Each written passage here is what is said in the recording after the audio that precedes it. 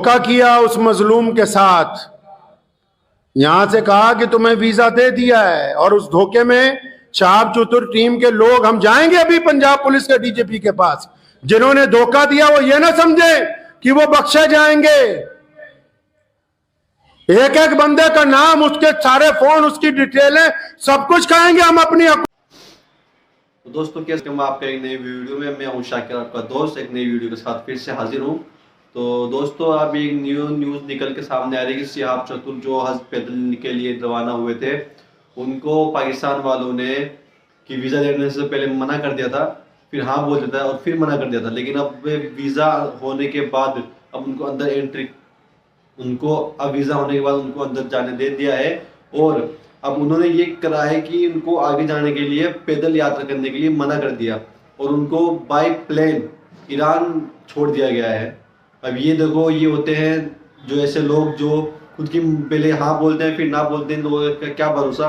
ये वीडियो आप मौलाना साहब ने खुद बोला है, ये वीडियो आप पहले पूरा देख लीजिए। तो वहां के उलमा और अवाम जो है दीनदार लोग, उनसे माफी के साथ कहना चाहता हूं कि आपकी हुकूमत बददियानत हुकूमत है।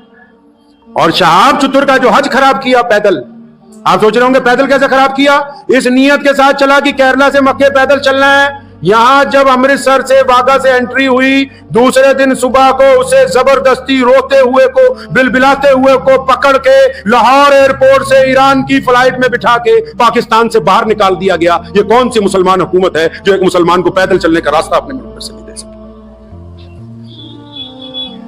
ऐसी हुकूमत होती है, इसको बोलते हैं कि डींगा हक हाँक लो इन्हां कोलों जिन्नियां असीं न्यूक्लियर पावर जी, बंदा एक तुहाडे को पैदल नहीं कट होया, शर्म ना डूब के मर जाओ। कितना करम है। मैं आप ये देखें, हम इस मुल्क में, अलग बात है जो फिरका परस्त कुछ कहते हैं, और जब कहते हैं तो उलमा उसका जवाब देते हैं, अदालतें उसमें इंसाफ करती हैं, लाखों मुसलमान नमाज पढ़ते हैं, सजदे करते हैं, इज्तिमा होते हैं। एक मुसलमान को पैदल रास्ता नहीं दे सके। एक उसका कसूर क्या है जी कि वो भारत में पैदा हुआ, क्योंकि हिंदुस्तान में पैदा हुआ है जी। काश के हिंदुस्तान की भारत की सरहदें ईरान तक लगी होती तो आज ये बंदा खैरियत के साथ चलता हुआ मक्का मुकरमा अपनी उम्मीद, और जो उसने अल्लाह ताला से अपनी उम्मीद दिल लगाया कि मैं पैदल वहां तक पहुंचूंगा, आराम से चला जाता। तो इस हुकूमत ने क्या बेईमानी, इस बेईमानी में सिर्फ पाकिस्तान एम्बेसी के अफसरान नहीं, शहाब चतुर टीम के कई गद्दार शामिल हैं जो चतुर के नाम पर बिरयानियां भी खाते रहे, जेबें भी गर्म करते रहे, और बाद में घड़ियाली आंसू रो के मुसलमानों को दिखाने भी लगे। वो बेईमान यूट्यूबर गिनती के चंद ईमानदारों को छोड़ के जो सारा दिन धोखा देते हैं, बिल्कुल जैसे रसूलुल्लाह ने गेहूं की बोरी में हाथ डाला, नीचे गीला गेहूं था, जो यूट्यूबर सारा दिन झूठ बोलते हैं सिर्फ चंद चांदी के सिक्कों के लिए कि 5,000, 10,000, 50,000 आमदनी हो जाए, दबा के झूठ बोल रहे हैं। तो ये भी तो मोहम्मद रसूलुल्लाह सल्लल्लाहु अलैहि वसल्लम के उसी हुक्म में शामिल है। धोखा किया उस मजलूम के साथ, यहां से कहा कि तुम्हें वीजा दे दिया है, और उस धोखे में शहाब चतुर टीम के लोग, हम जाएंगे अभी पंजाब पुलिस के डीजीपी के पास, जिन्होंने धोखा दिया वो ये ना समझे कि वो बख्शे जाएंगे। एक एक बंदे का नाम, उसके सारे फोन, उसकी डिटेलें, सब कुछ कहेंगे हम अपनी हुकूमत को कि इकट्ठी करके पता करो किस किस ने बेईमानी की है। अगर लाहौर से ईरान बाई एयर ही जाना था तो यह कौन सी इतनी मुकद्दस जमीन है लाहौर की कि हम अमृतसर से ईरान नहीं जा सकते थे? वहां कौन से बहुत बड़े मुहद्दिस बैठे हुए थे लाहौर के अंदर जिन्होंने उसे उठा के जहाज के अंदर बिठा दिया?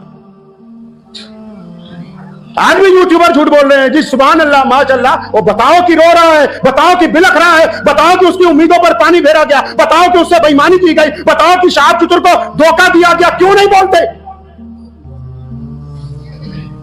एक मुसलमान के साथ बेईमानी, पूरी दुनिया के मुसलमानों को धोखा, फिर ये कहना जी असी का मुसलमान आदि सरकार है। लानत है ऐसी सरकार के ऊपर। काफिर और कहते किसको है जी?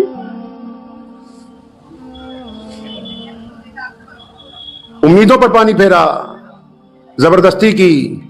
और ये 3-4 ठेकेदार बदमाश जो साथ में लगे हुए थे, जिनकी पोल इंशाल्लाह जल्दी खुलेगी, जो अब यूट्यूबरों के आगे जाके जी हमने ये किया जी, हमने वो किया जी, ये हमारी ऑडियो जी, ये वहां का सबूत है जी, जिन्होंने बेईमानी करके ये साजिश रची।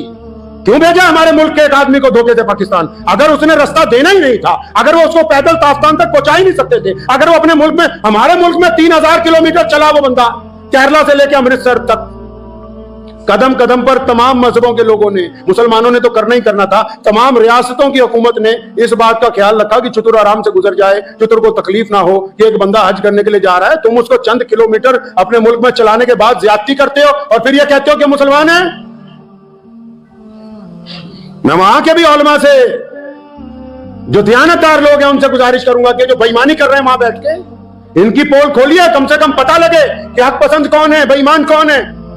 हालांकि जिस अंदाज से लाहौर के लोगों ने उसका इस्तकबाल किया वो बताता था कि अवाम के दिलों में मोहब्बत है, लेकिन जिस अंदाज से वहां की हुकूमत ने उससे जबरदस्ती करके उसे अपने मुल्क से निकाला, ये साफ तौर पे ये बात वाज़ेह है कि वो एक कमजोर हुकूमत है। उन्होंने अपने मुल्क को कमजोर किया, अपने मुल्क के अवाम की ख्वाहिशात की तकमील की परवाह नहीं की और एक हज पे जाने वाले के साथ बेईमानी की गई, धोखा किया गया है। और वो ज्यादा खुश ना हो जो ठेकेदार बने थे, जिन्होंने शहाब भाई को धोखा दिया, शहाब के नाम पर अपने अपने मकसद हल करते रहे।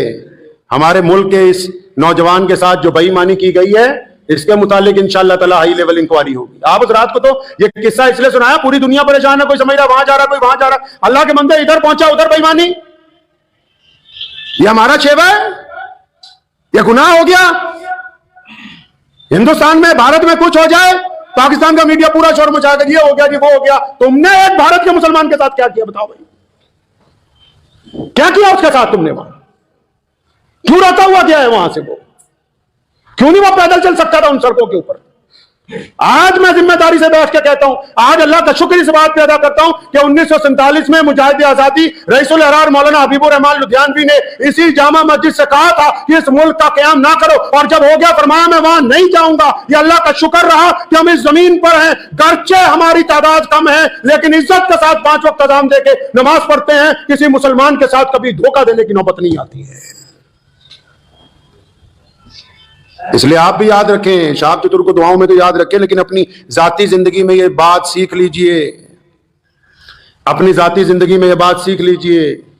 धोखा जिसको देंगे धोखा पलट के आएगा। चतुर का कुछ नहीं गया, अजर देने वाला अल्लाह है, उसकी नीयत पाक थी, उससे जबरदस्ती हुई है, अल्लाह के घर तक पहुंच जाएगा। लेकिन वो बदमाश चतुर के नाम पे जो ठेकेदार बने यहां, जो साथ में चलते रहे, जिन्होंने मुसलमानों को धक्के भी मारे, बदतमीजियां भी की, और बाद में उसको ये नहीं बताया कि वहां जा रहे हो, वहां जाती तुम्हें जहाज चढ़ा देंगे, और वो एम्बेसी वाले जिन्होंने उसके साथ ज्यादती की है।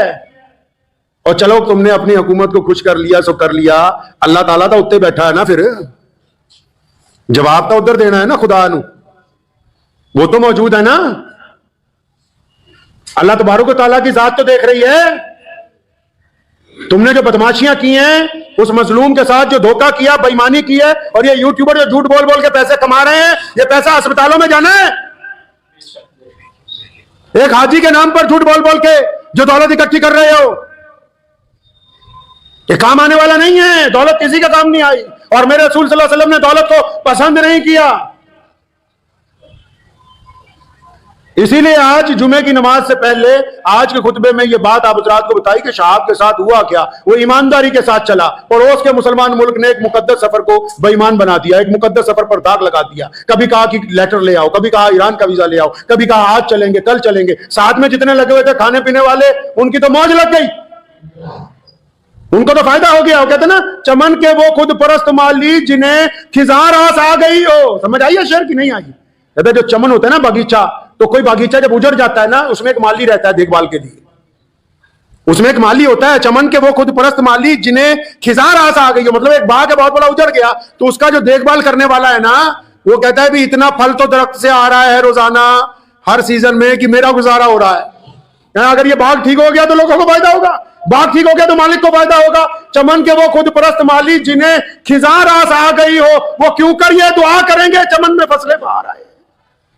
मताए गुलशन कुछ ऐसी। पूरी वीडियो देख लिए, जिस तरह मौलाना साहब बता रहे हैं, एक एक सही सी बात इन्होंने बताई है कि कैसे उन्होंने पहले हाँ करके उसको बाई प्लेन भेजा है।